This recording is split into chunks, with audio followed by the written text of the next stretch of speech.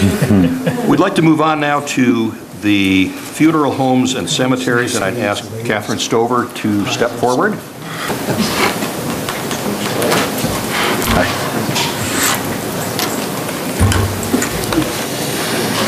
Okay, here we go. Is it up there? Well, first of all, I'd like to say that I've brought several articles to town meeting as citizens articles in the past, and one of the things about being town clerk is that I've been to a lot of conferences, and one of the great things about the conferences is I get to talk to other clerks, I get to find out what is happening in their communities, the issues that they're dealing with, and also how they're handling things. So when I put an article forward, it's generally because I recognize that other towns are having a problem with it, or I see it as something that we need to address to protect ourselves. Generally, I'm not bringing these forward because they're fun articles to discuss, but you know, I leave it to the voters. If the voters like the idea, they'll vote for it. If they don't like the idea, my feelings are not hurt. So first I must disclose that I hold Massachusetts embalmers and funeral directors licenses. No one paid me to bring this article forward, or these two articles forward. I will be receiving no remuneration of any kind, no matter which way it goes. And the other thing I want to say is that I spent a career in funeral service, and I absolutely loved it. When I was in the profession, it was something that I just enjoyed so much, and I miss it every day. But I have to say, I'm not looking to go back into funeral service. I'm not looking for another career. That ship sailed 20 years ago, and I was not on it. But we have some really serious issues that we need to look at here on the island. And I'm bringing these articles forward because I don't see any other way that we can help ourselves.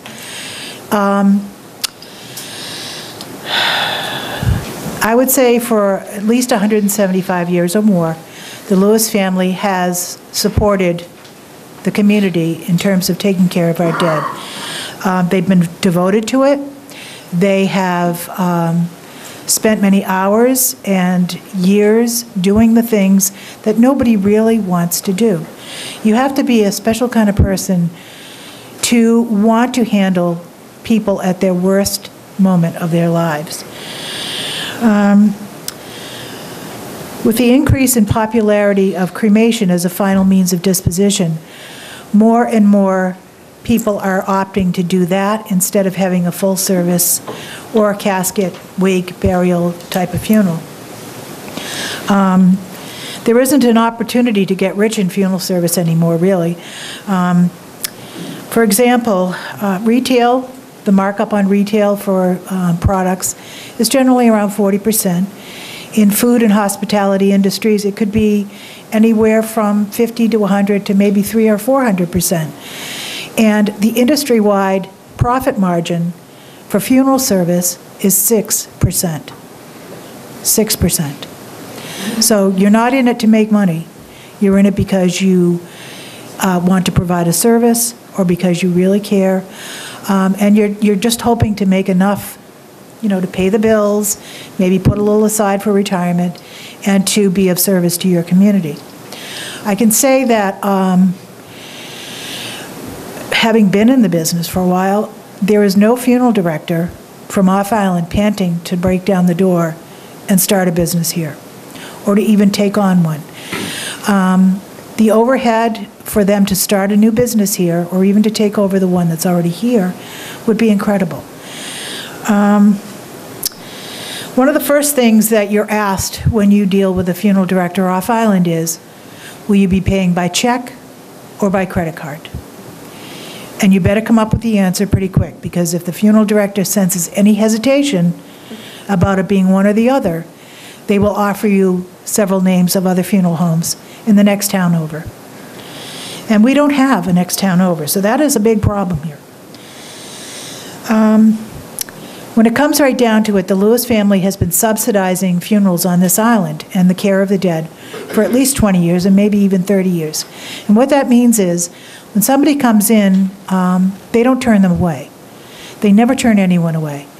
They take on the funeral. Perhaps people pay, perhaps they don't. They have a list of accounts receivable that is just incredible. I wouldn't even be able to tell you how long a list it is. And so now I'm all going to lose. I just want to be sure you get to cover cemeteries. Okay. If you would like to. Oh, yes, yes. So anyway, Mr. Lewis has never dunned anybody for payment, and he's never turned anybody away. The second reality we have to face immediately is the funeral home is for sale. It is on the market. And that property is a valuable piece of property. And I can guarantee you it's going to go. I think personally, just having seen the paper yesterday, if the town were smart, they'd buy the property. It's on the market for $1.5 million. It's a big piece of property. There's a lot that can be done with it. And it really adjoins the property that we already have on Washington Street. So I think, the town ought to look into that. But anyway, when there is a death in the future and the Lewises are no longer in the business, who takes care of the body? Who takes custody of that body? Where does the body go for temporary repose? Does it just stay where it is, where you die? If you die at home, if you die at the hospital, if you die in an accident, where does that body go? If it's an unattended death or an accident, who will act for the medical examiner? In other words, who will prepare that body for travel, for final autopsy when off-island, because it has to go off-island? Will we wait for the medical examiner to bring his van down here and remove the body? Right now, the Lewises take care of that. If there's a body to be disposed of by direct cremation, who's going to prepare the body for travel? Who's going to collect the money and issue the checks for the steamship authority, for the airplane, for the assisting funeral home to transport it to a crematory off-island? And who pays the crematory itself? The towns of Duxbury and Plymouth own their own crematories. So there are towns in the Commonwealth that have a crematory. Who gets the cremation authorization signed? You have to have the next of kin sign that paper. Who gets the burial permit from the town clerk? Who takes the death certificate, fills it out, chases the doctor for the signature, and believe me, sometimes you do some real chasing, and who files it with the town clerk? Let's suppose that somebody wants a full-service funeral with a wake in a church.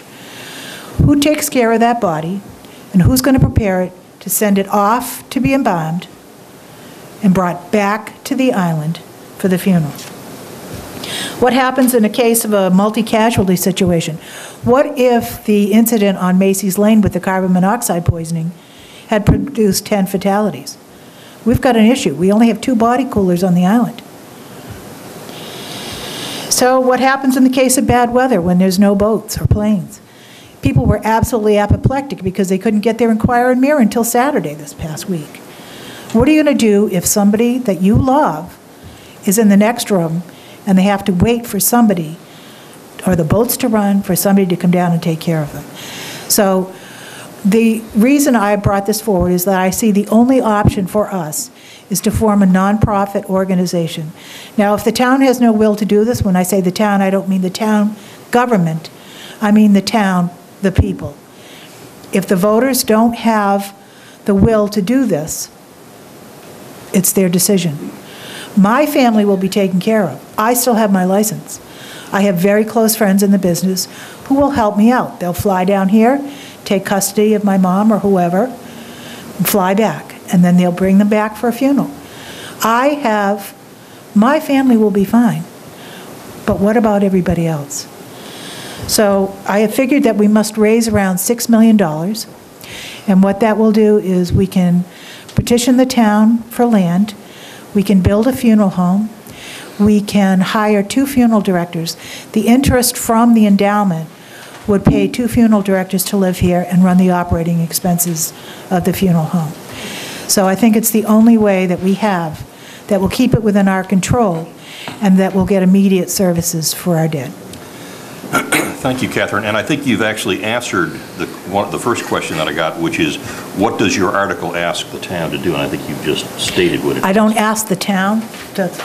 You're asking Yes. the people in the people. town to do. What do Okay. what do the people want? All right. Now, here's the second question, and we have to listen to it carefully.